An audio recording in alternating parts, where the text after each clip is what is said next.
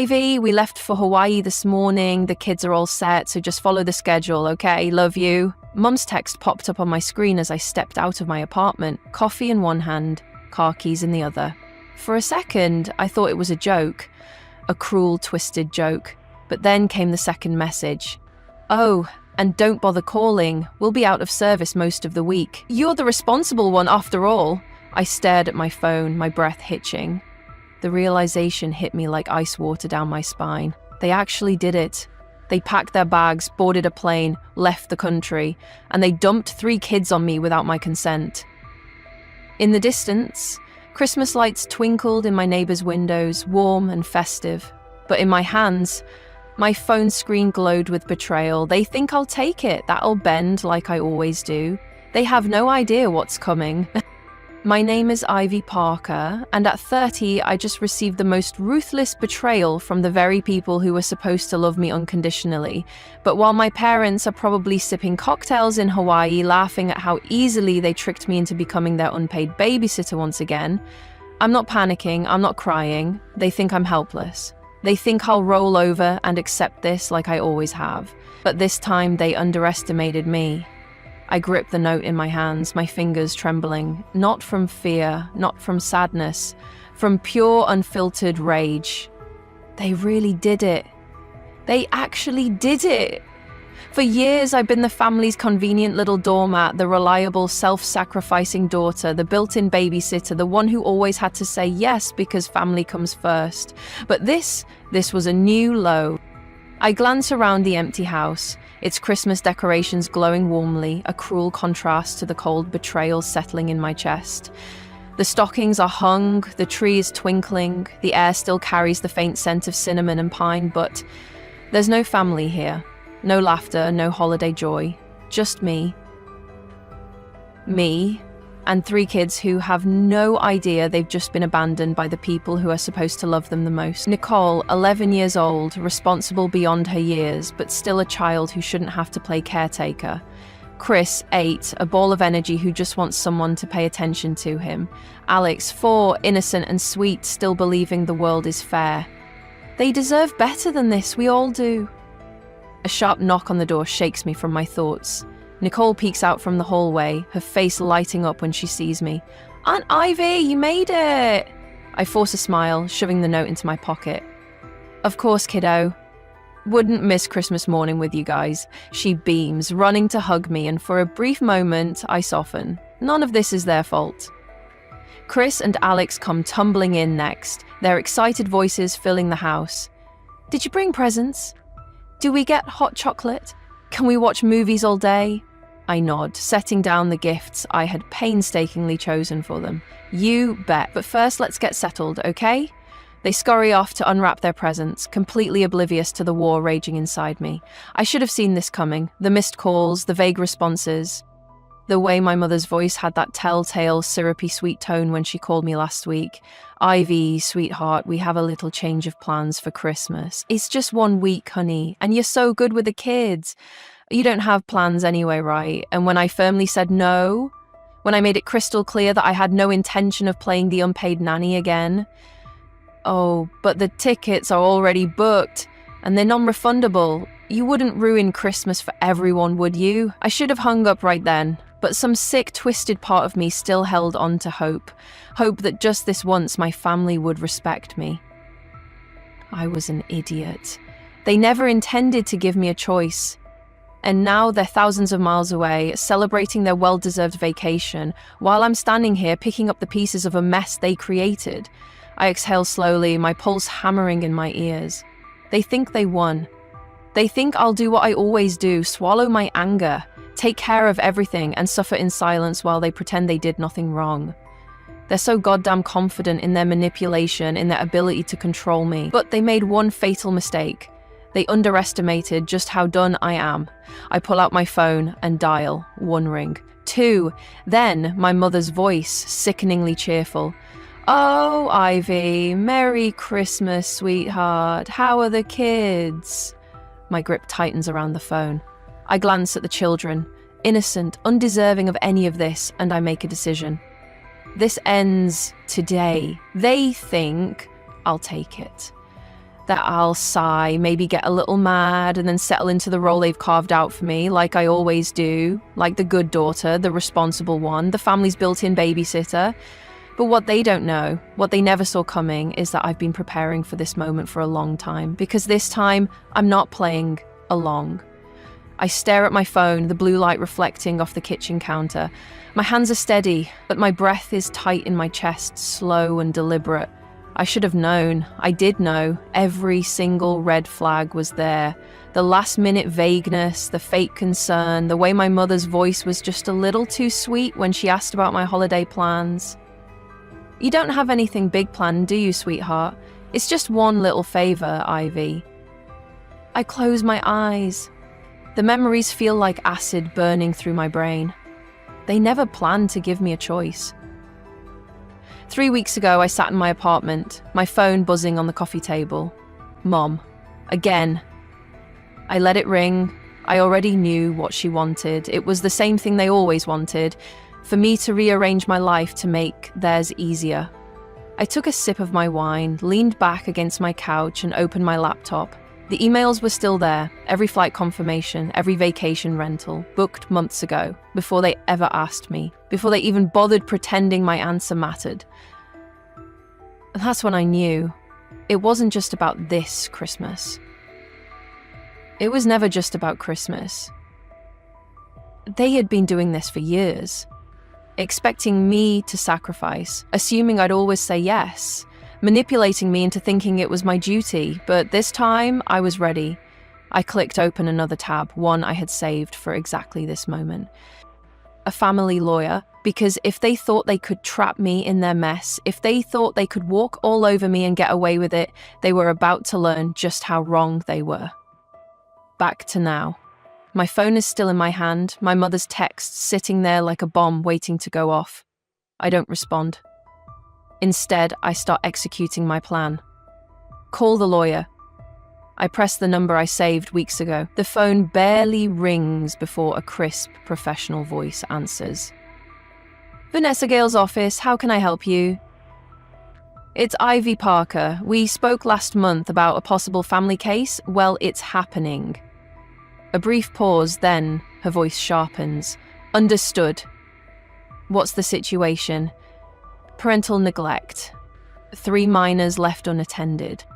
Intentional deception to force unpaid caregiving.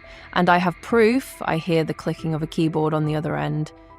Then, Ivy, this could be serious. If you're ready to proceed, we can notify child services. Do it. Gather the evidence. I move through the house, scanning every inch. The fridge is fully stocked. Because of course it is. They didn't want the kids to starve. They just didn't want to deal with them. On the kitchen counter, a printed schedule is neatly taped down.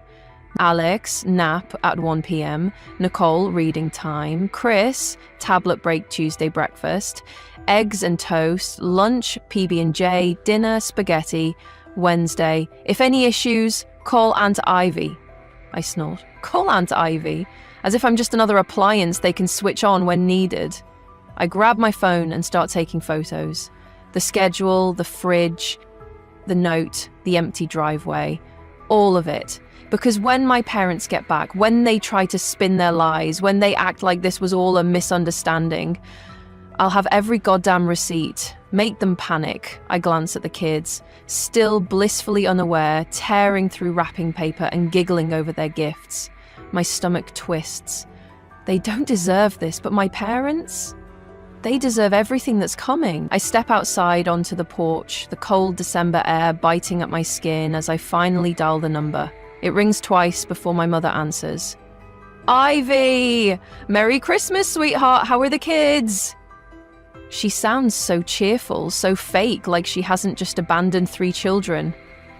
Mom? I say, my voice cold. You have exactly 1 hour to explain why you thought it was okay to leave your grandchildren without a legal guardian. Then the first sign of panic. Ivy, what are you talking about? We just thought, no, you didn't think at all. You just assumed I'd take it. Well, surprise, I won't. Child Protective Services will be here in 2 hours. If you're not on a flight back by then, this becomes a legal matter. Her breath hitches. Ivy, don't be dramatic. Not a game. You tricked me, you abandoned 3 kids. And now you're going to deal with the consequences. I hang up before she can say another word. Let her sit with it. Let her feel what it's like to be out of control. I take a deep breath, steadying myself. My heart is racing, but for the first time in years, it's not from anxiety. It's from power. I spent so long believing I was stuck, believing that family meant endless sacrifice, but not anymore. This time, I'm the one calling the shots. My phone rings, not even 10 minutes after I hung up on my mother, and she's already calling me back. Desperation. It drips through the phone like honey laced with poison. I let it ring. Once, twice. Then I pick up, slowly, deliberately. "Ivy, sweetheart," she coos, her voice the same syrupy tone she's always used when she's trying to manipulate me. "Let's not overreact, okay?"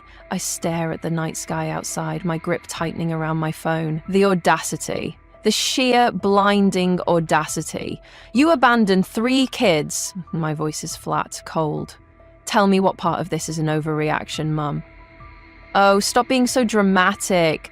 They're fine. We left food, we left instructions, and you love them, don't you? So what's the big deal?" The big deal? I exhale slowly, forcing myself to stay calm. But deep inside, I feel it bubbling. The years of frustration, the years of being treated like I existed solely for their convenience. "The big deal, Mum," I say, measured and steady, "is that you planned this entire thing behind my back. You bought your tickets months ago, you never even considered asking me, you just assumed I'd do it. You tricked me, you lied to me." She clicks her tongue like I'm being difficult. "Oh, Ivy, come on. Don't act like you were going to do anything important this week anyway. You don't have a husband, you don't have kids, and work is slow this time of year, right?" A bitter laugh escapes me before I can stop it. There it is, the same condescending tone, the same dismissive attitude, the same "Ivy doesn't have a real life, so she might as well be our servant" mindset. I knew they'd do this. I knew it, and yet it still stings. "So let me get this straight," I say, my voice razor sharp. "Because I don't have a family of my own, you think my time isn't valuable, that my life is just a placeholder for yours. Oh, don't be so dramatic," she snaps, irritation creeping into her voice. "We're family. We help each other. Help each other. As if that's what this is, as if this has ever been a mutual thing. When exactly has this help ever gone both ways, Mum?" I ask, voice dangerously quiet. Because from where I'm standing, it looks a whole lot like you using me as free childcare whenever it's convenient for you. "Oh, Ivy, please," she sighs, exasperated now. "It's Christmas. You're really going to ruin the holiday over this?" I let that sink in for a moment. I close my eyes, forcing myself to process what she just said. She thinks I'm ruining Christmas. Not her, not my father, not my aunt or uncle who all went along with this. Me. Because I dared to say no. Because I dared to push back. Because for the first time in my life, I refused to be their doormat, and they hate it. "You know what, Mom?" I say, suddenly feeling lighter than I have in years. "You're right. I don't have a husband. I don't have kids, and that means I have nothing tying me down, nothing stopping me from walking out that door right now." Silence. Then a sharp intake of breath. "Ivy, don't you dare. No, really," I cut her off. "Why should I stay? The kids aren't my responsibility. You didn't ask me to take care of them. You forced me to. You manipulated me into coming here under false pretenses. And now you're upset because I won't play along? Ivy, please, think about the children. Oh, now you care about them?" I laugh, but there's no humor in it. "Because, correct me if I'm wrong, but you abandoned them, didn't you? You left them without a guardian. You lied about where you were going. You dumped them on me like they were some afterthought." A pause, and then, "We'll be back in a week. Can you just..." "No." Silence. Something shifts in her tone. The mask slips. "Ivy, stop being selfish." There it is, the real her. "You always do this," she hisses, voice sharper now. You always act like we're the bad guys when all we're asking for is a little help. We have done so much for you, Ivy. You wouldn't even have that stupid apartment if it weren't for us, I laugh, shaking my head. Right, because letting me live at home rent-free for a few years means I owe you a lifetime of servitude, right? You are so ungrateful. Ungrateful, of course. Of course that's her response. Because to her, love is transactional. Because in her mind, anything she's ever given me automatically erases everything she's taken. And she still thinks I'll cave. She still thinks I'll fold the way I always have, but not this time. You have 1 hour to figure out a way back home, I say, my voice like steel. Or my next call is to Child Protective Services. She gasps like I just slapped her. You wouldn't try me. And then I hang up. For a second, I just stand there, phone still in my hand, my heart pounding in my chest. Then I take a deep breath, turn on my heels, and walk back inside. The kids are still playing, still laughing, still blissfully unaware that the people who were supposed to love them the most just left them like an afterthought. And me, for the first time in my life, I don't feel powerless. They thought I would break, they thought I would bend, but they were wrong, because this time, I'm the one in control. The silence after I hang up is suffocating, not from guilt, not from second guessing, but from the weight of years. Years of being the good daughter, the responsible one, the one they could count on to clean up their messes. Not this time. I glance at the kids, still lost in their world of Christmas morning excitement. They don't know what's coming. They don't know that in just a few hours, everything is about to implode. Because I'm done playing nice. Make them sweat my mother thinks she's untouchable, that she can manipulate her way out of anything. She has no idea I'm 3 steps ahead. I pull out my phone and dial Vanessa Gale, my lawyer. She picks up on the first ring. Ivy, she says smoothly. I assume they didn't take the ultimatum well. I smirk. They called me ungrateful, said I was ruining Christmas, then tried to guilt trip me into backing down. Vanessa clicks her tongue. Predictable, exactly, which is why we're moving to phase 2.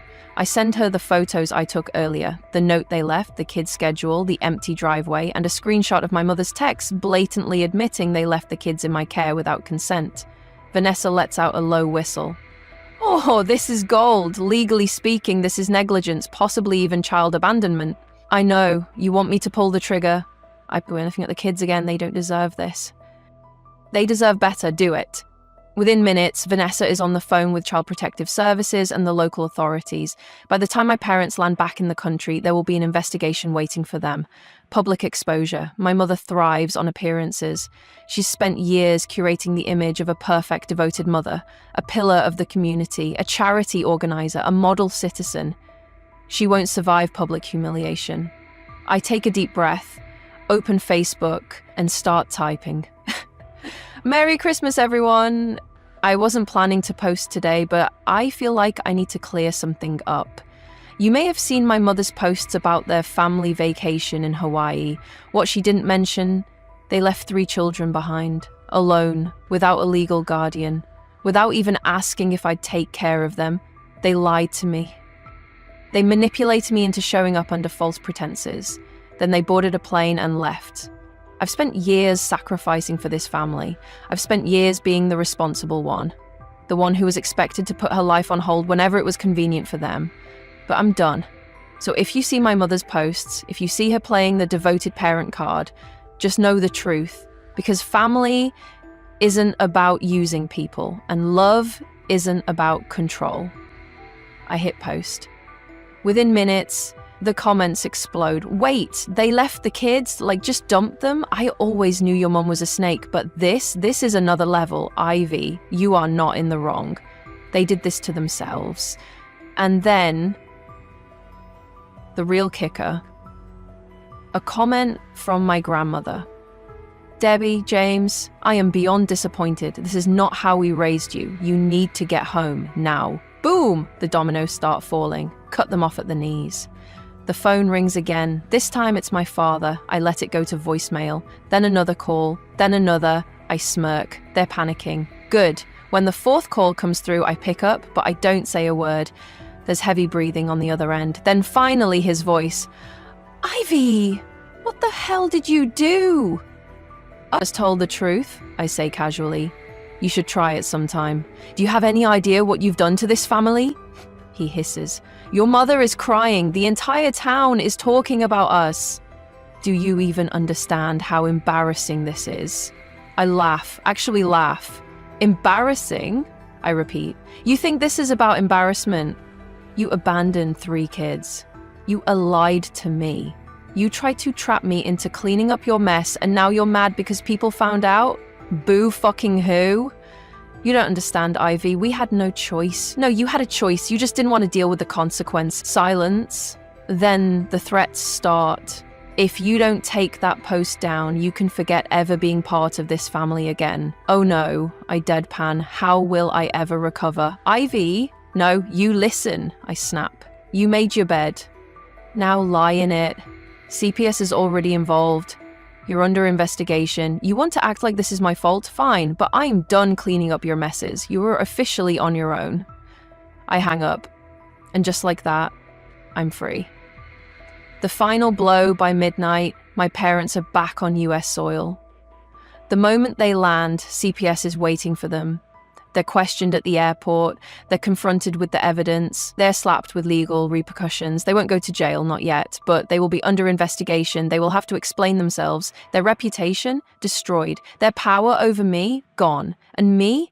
I spend the rest of the night curled up on the couch with the kids, watching Christmas movies, eating cookies, and for the first time in my life, feeling at peace. I glance at my phone one last time before turning it off. One final text from my mother. You'll regret this. I smile. No, Mum, you will. The fallout is immediate. By the time the sun rises the next morning, my parents' world has already started to crumble. The town is talking, social media is on fire, CPS has officially launched an investigation.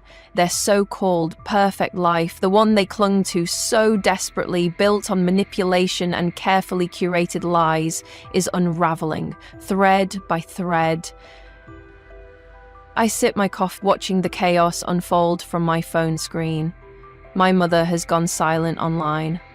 No more picture-perfect holiday posts, no more humble brag captions about being the heart of the community.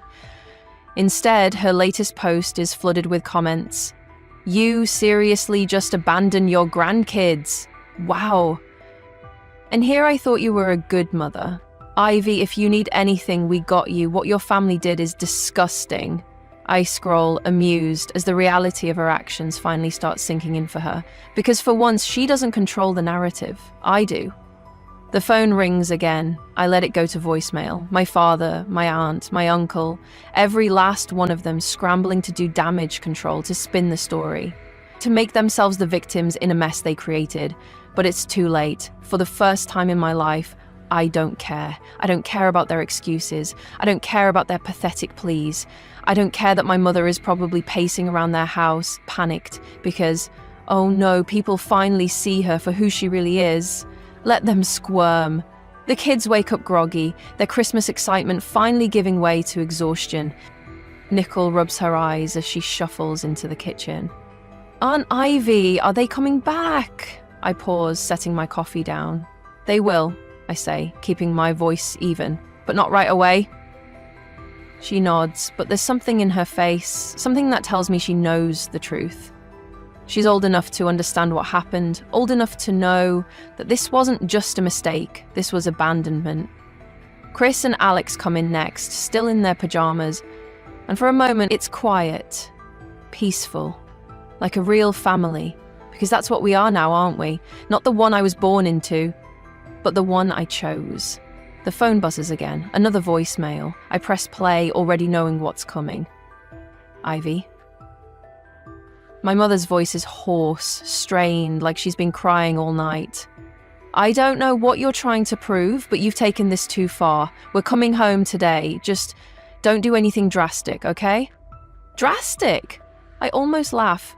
Drastic is ditching your grandkids to go sip cocktails on a beach. Drastic is manipulating me into fixing your messes for years. Drastic is expecting me to just take it over and over without ever fighting back. What I've done, that's justice.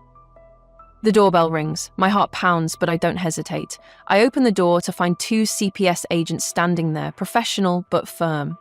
Miss Parker? That's me. We received your report. We need to talk. I step aside, letting them in. And just like that, the final nail is hammered into my parents' coffin. By the time my parents walk through the front door later that afternoon, CPS has already been here for hours. They've taken statements from the kids, gathered evidence, and started the official process of documenting neglect. And my parents, they look wrecked. My mother's face is pale, her eyes red-rimmed. My father looks like he hasn't slept. My aunt and uncle linger awkwardly in the doorway. Their usual smugness completely gone. Good. They look at me like they don't recognize me anymore. Like I've become some kind of stranger to them. But the truth is, they never really knew me at all. Ivy, my mother starts, her voice trembling. We need to talk. No, Mum, I say, crossing my arms. You need to listen. She blinks, startled. My father shifts uncomfortably beside her, like he's debating whether or not to explode. They're used to me being quiet. They're used to me giving in. Not today. Do you have any idea what you've done to this family? My father snaps, voice tight with barely restrained anger. Do you understand the damage you've caused? The damage I've caused? I let out a slow, deliberate breath. No, Dad, I say, voice calm. Do you? Silence. I let the weight of it hang between us before continuing. Let me spell it out for you, I say. PPS is involved now. They have everything, your texts, your itinerary, the fact that you planned this trip months ago and didn't bother telling me. They have photos, statements, records. You can't spin this. You can't erase it. My mother presses a shaking hand to her temple. We didn't think, no, I cut her off. You didn't. She flinches, and for once, I don't feel guilty. So, here's how this is going to go, I continue. You're going to cooperate with CPS, you're going to take whatever consequences come your way, and you're not going to blame me for any of it, because this is your mess, and I'm done cleaning up after you. My father exhales sharply, shaking his head. Ivy, you're being irrational. We're family. We can fix this together. Oh, we're family now? I tilt my head. Funny, because I don't remember family leaving me with 3 kids under false pretenses so they could go get drunk in another country. My mother's lip trembles. Ivy, please, you have to understand. I understand perfectly, I say, voice steady. I understand that for years you've used me. I understand that you never saw me as a person, just as an extension of yourself. I understand that every time I sacrificed, it was never enough. And I understand that you will never change. Which is why I'm done. Tears slip down her cheeks. My father's jaw is tight, furious. My aunt and uncle look like they want to disappear into the floor. Good! You don't mean that, my mother whispers. I smile, but there's no warmth in it. Yes, Mum, I do. Then I turn, walking past them, heading for the front door. Where are you going? My father demands. I don't stop. Home. 3 months later, my parents are still untangling the legal consequences of what they did. Their reputations are permanently stained. My aunt and uncle lost customers at the store, forced to downsize. My parents, they're barely keeping it together. And me? I moved. I started over. I kept my distance, and I never look back. One night, my phone buzzes. A text from Nicole. I miss you, can we visit? I smile, always. Because family isn't about blood. It's about who shows up. It's about who loves you without conditions. And for the first time in my life, I finally have that.